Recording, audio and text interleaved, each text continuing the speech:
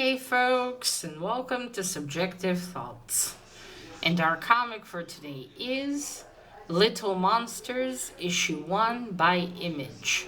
Now there is blood, injury, rat killing, blood drinking, and some fangs in this one. So if you are in any way squeamish, you have been warned. Also, spoilers. Alright, so this is a pretty recent comic that came out. And I think it's somewhat recent. It's just in my comic shop where you need to, they recommend we order them in advance. But anyway, yeah, this is something relatively new. The idea sounded interesting, and I quite liked the art inside. And this is written by Jeff Lemire.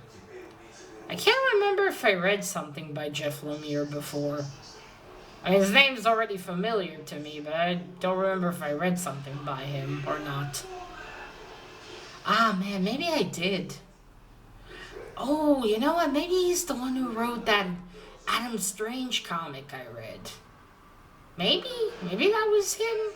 And for some reason I confused him writing the Joker. Joker, but that was Brian Azzarello. So yeah, not the same guy. Maybe he wrote that Adam Strange comic. I'll have to check later. Anyway, yeah, so I've heard of him. Okay, let's get to the story. Now we have, how many kids? Let's see, 4, 5, 6, 7, 8. Okay, 8 children. I'll try, let me see if I remember. So this is Romy, Billy, Yoey, I don't know how to pronounce her name, Lucas, Vicky, Bats, okay, Roni, and Raymond. I hope I got that right. I'm usually quite shit with names. I'll leave them here on screen, just to be sure. So goes to see, I probably mispronounced some of these. Anyway, so these are the children. This issue we get introduced to them. It was this thing where you see the kid and then their name is on the side or somewhere and you see them do something. So that's essentially here. We see Romy collecting pens and shit. And then we see, the rest of the kids. We see this girl and Lucas. She's asking him what he's playing on his guitar. Then we see these two Chucklehead twins. One's daring the other one to jump off a building. He does. I don't know who dared who. Then we see these three. They're playing Flag. What's it called? You know that game where you have to get the flag. If someone tags you, then you lose. Flag tag? No. Anyway, that game. You know what? I'll leave it here later on screen. So that's about it. We see that we get a little bit of information in this first issue. So it's just these kids roaming around. They're all vampires. It's quite clear based on the inside. So yeah, after we meet them, we move on to these three: Billy, Bats, and Vicky. Was it Vicky? I think it was Vicky. They play. Billy wins or doesn't win. You can't tell there. Bats and Vicky say that he's not, and they say, "Well, fine, I'm leaving. I don't want to play anymore." And Vicky's asking, "What's wrong with you?" And he's like, "Nothing. Just, everything's boring." So they go on and get themselves dinner. They capture some rats from cages. I don't know if they set rat traps or not. And then they meet up with Romy and Raymond. Roni and Raymond. They talk, and anyway, Billy's tired of all this, of them doing the same thing every night, in this case. And how it looks like someone, I don't know, maybe the one who turned them into vampires, he said he'll be back for them to wait there. not to go anywhere. And they're like, and that's what Bat said. And Billy's like, you still believe him that he'll come back? And all Bats does. I don't know. It's apparently been more than 100 years probably since whoever this is, left them there in that city. It's not clear yet in this first issue if it's the end of the world or what happened. Maybe there was a vampire epidemic and they ate everyone. That's yet unclear here.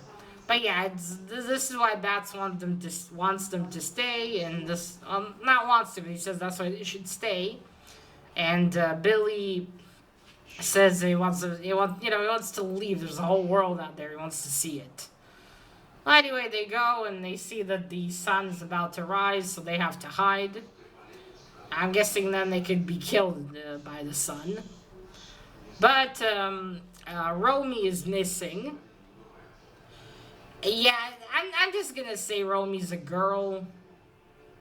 They don't mention it, and I'm just gonna say she's a girl, just based on her drawings and some behaviors.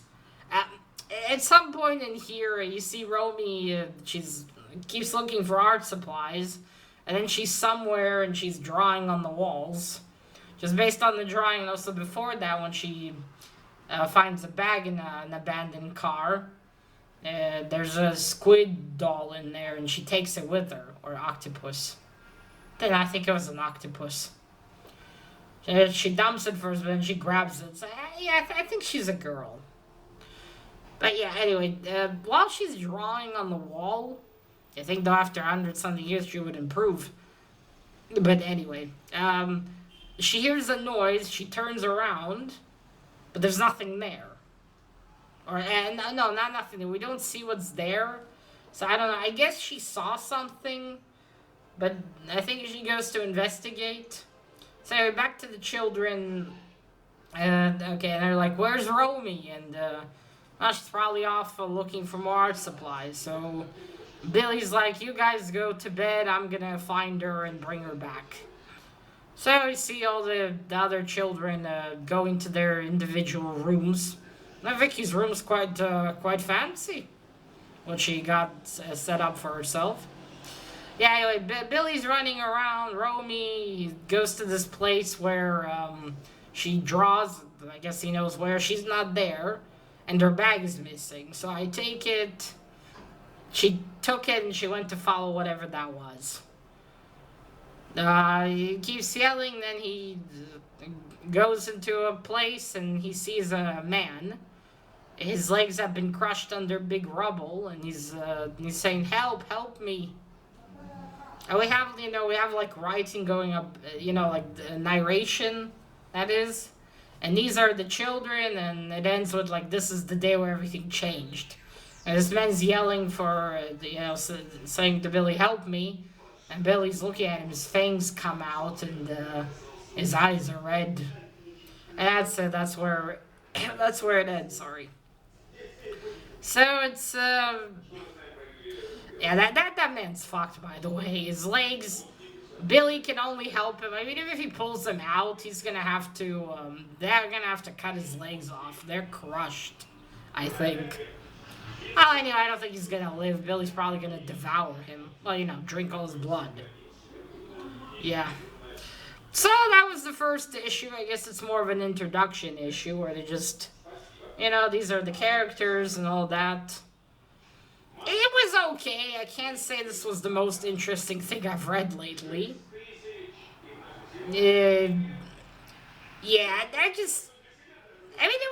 was okay. It's the first issue. There'll probably be more shit happening later on, but as far as this goes, it wasn't the most wow.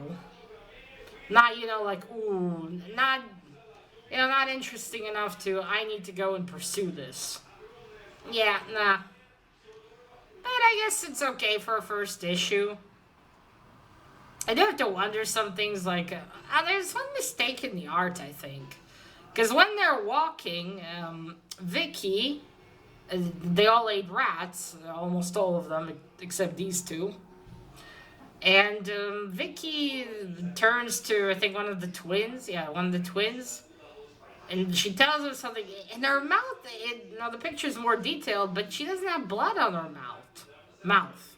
But then the next panel, she does again. Emily, what, did she wipe her mouth and then she got blood on it again? I don't know. I don't know. I guess it's not. I guess it's not that important overall. That was my grandma. I guess it's not important overall, but yeah, it just looked weird, you know. Like the one panel, her lips are clean, and the other one they're full of blood. Not full of blood, smeared with blood. It was a bit odd. I don't know. Did the artist just couldn't be bothered? It's like, nah, I drawed it so nicely and detailed. I'm gonna not smear it with blood. Because yeah, the way the art style is, when they're far, it's more, you know, lines and everything. So I guess it's easier to smear blood in it. I don't know. I'm just being a bit too nitpicky about this. I don't just, you know, like, yeah, where's the blood? And they all wipe their mouths after that, but I wonder with what? Like, water? They have to wash it off, right? Blood stains stay quite well. I don't know, though. Anyway, that's a nitpick. Let's get the art. I love the art style. Oh, I should show you the art style. What am I saying? So yeah, this is the cover. I like this cover. It's very nice. That's Romy over there with her necklace and everything. The kids. I wonder what that kid's named Bats. I take it that wasn't the name he was born with. So this is Romy. These are the children. You see, so yeah, I dig this art style quite a fair bit. Those are my grandmas if you're hearing yelling. I'm already in the end of this video and not filming it again. Well, there we go. Some nice details. You see the faces. Romy's looking for pens. How the hell that pen survived under the stone is beyond me, but okay. Surprised it wasn't crushed. Yeah, there we go. I can only show you 3 because this is new. So this is, yeah, see, this is her name. I don't know how to pronounce that. Yoi. Never mind. So her thing is books. It seems like she likes to read. And she hears music, and this is Lucas. He's playing a song, playing the guitar. Yeah, so I really dig this art style. It's really cool. It's done by Dustin. I'm not gonna try to pronounce that surname. There we go. Well, don't worry. Shit, that's what I forgot to mention. The names will be here on screen. I didn't say that. Oh well, they'll be in the beginning later on. You'll see them when I talk about Mr. Lemire. Yeah, so I never heard of him, but yeah, I love the art style. I gotta wonder, how the hell did Lucas's guitar stay still in good condition? Like, I presume he doesn't really know how to take care of it, right? Because things wear out after a while. And maybe he does, though, but you'd think after more than 100 years it'd start to break down, especially if he's not taking care of it properly. Who knows, though? Maybe he's capable. Don't think about it. Else, I think Lucas might be a bit older than the rest of them, just based on his height. And he doesn't seem really into playing games, either. But yeah, anyway, so yeah, love this art. Awesome. My kind of thing. Yeah, overall, does seem a bit depressing. It's like Claudia from, what's her name, Claudia? From Interview with the Vampire. I mean, imagine living decades and, you know, you grow up, you mature, but you're in the body of a child. Ugh, what a nightmare. Can't really do any of the interesting things. Because you're a kid, or in the body of a kid. Though these guys don't seem to have that maturity problem that poor old Claudia had, so I think they'll be fine in that regard.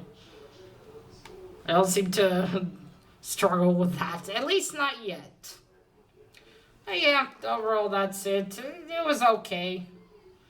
And maybe, I think this might be one that's better read, when you have all of the issues, probably. It's not, it's not one that maybe that's good to, read issue by issue, because, yeah, you could forget, and, yeah, not a lot happens in this first issue anyway. So, see, maybe I will pick up a trade if one comes out one of these days, but I'm not gonna pursue this one. It wasn't interesting enough for me to do that. Like I've said before, for me it's important that the story's interesting. If the art's a little meh, it's okay as long as the story's really good. And again, first issue, but still not captivating enough to continue. I do wonder if this was somewhat also written to fit into a TV show. Can't help but wonder about that. I mean, maybe not, but maybe it was. Someone wants to capitalize on Stranger Things. Hey, alright, so that is it, folks. So let me know if you read this one. What did you think about it? Did you find it interesting? That is it. Now remember, collect what you're passionate about and share it on YouTube. Bye!